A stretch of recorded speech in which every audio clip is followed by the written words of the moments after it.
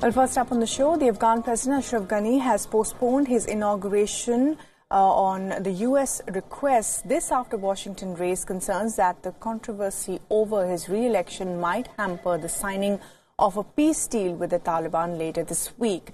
Now, in a statement, the U.S. State Department asked the Afghan authorities to address concerns over rigging. This after Ghani's rival Abdullah contested the poll results and declared himself the winner. And according to some reports in the Afghan media, Abdullah is even planning a rival inauguration. Now, the confusion over the September 2019 election result has further weakened the position of the Afghan government, which is officially not part of the U.S.-Taliban talks.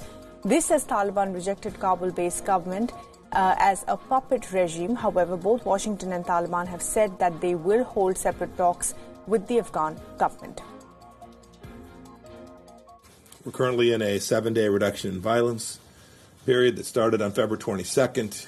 In 19 years of war, this is the first week-long break in violence by all sides if we're successful in achieving it.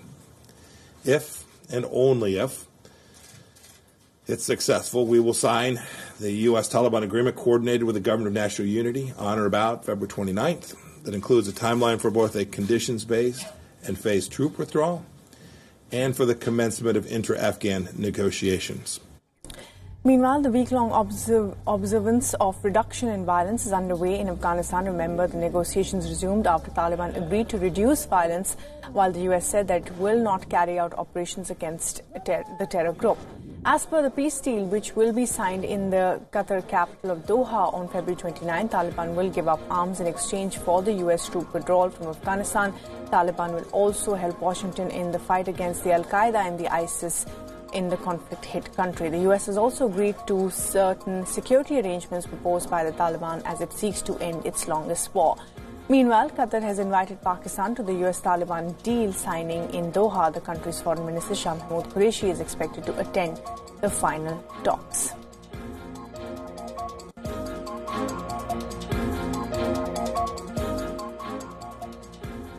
And well, to talk a little bit more about the signing of this historic peace deal, as many would call it, is Middle East analyst Dr. M. Kedar, live with us from Jerusalem.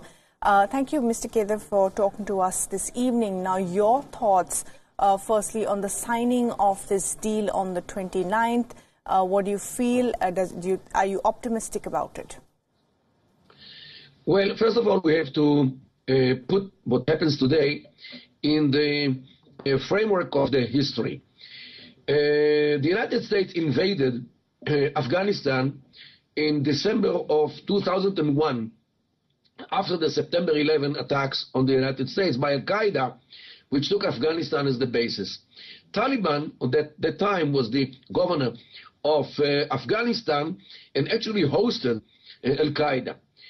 Within 2 weeks, the United States and its allies succeeded to topple the Taliban totally, to destroy everything, to destroy all the bases and all the madrasas and everything, and we all thought the Taliban was finished forever.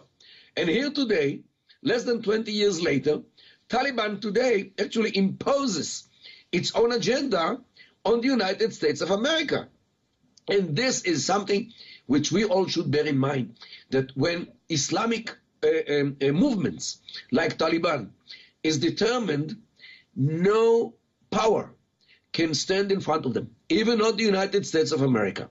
And this is the historical context of what we see today, that America actually crawls to negotiate with the Taliban, circumventing the elected government in Afghanistan, because Taliban couldn't care less about the government in Afghanistan. They don't consider this government as a real, they look at them as puppets or marionettes which the Americans are operating. And this, we all should bear it in mind, because when Islamic radical groups carry something in mind, it is very hard, very, very hard to stop them.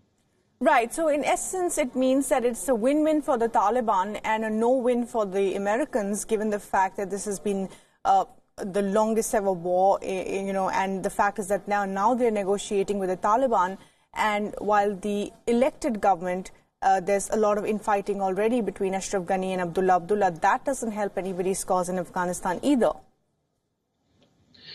Look, the Afghani government cannot function because, a matter of fact, Afghanistan is a dysfunctional state because it's made out of 11 ethnic groups which cannot even speak to each other because, unlike India, they don't have a common language like what you have with the English. And this is why India is a state while Afghanistan is a failing state. And this is the source of all the problems in this unfortunate state named Afghanistan. What Americans should have done in 2001 or 2 is to divide Afghanistan to some states, homogeneous states. Every ethnic group should have a state. The Afghans and the Uzbeks and the Kazakhs and all the others. And just like what happened with the Soviet Union, right to the next to Afghanistan, to the north. So since this is the problem, that they kept the country together, which cannot function together, and this is why the government, it's very hard for the government to function in such a destabilized country as Afghanistan is. Right, absolutely. And given now, of course, the pullout of the U.S. troops and this peace deal being negotiated, how worried should be other countries in the subcontinent, particularly India, given the fact that this will give a free hand to the Taliban to operate, and then the U.S. says that they will be working closely with the Taliban to keep fighting the ISIS and the Al-Qaeda? Well, don't forget that there are first of all, other parties are involved, especially Iran. Iran plays a very, very important role because the Iranians want the Americans to be out of Afghanistan, because right now America is also in Iraq to the west from Iran and in Afghanistan to the east from Iran. And the Iranians do not like the Americans on both sides. This is one thing. Second thing, don't forget that the problems inside Afghanistan make Taliban demand that Americans withdraw, because the Taliban view the Americans as infidels, Christians, wine drinkers and swine eaters, and they do not want Americans at all in Afghanistan. Now the question is, if America withdraws, there is nothing to hold the country together. But if America doesn't withdraw, the agreement will be null and void by the Taliban. So America now has a very big dilemma. What to do with this octopus named Taliban, which might take over the country again and give again shelter to organizations named Al-Qaeda, and here we are back to 2001. Right, right, Mr. Kedir. Thanks very much indeed for joining us and sharing your thoughts on what we can expect post this peace deal being signed and what it means for the subcontinent as well. Thanks for that.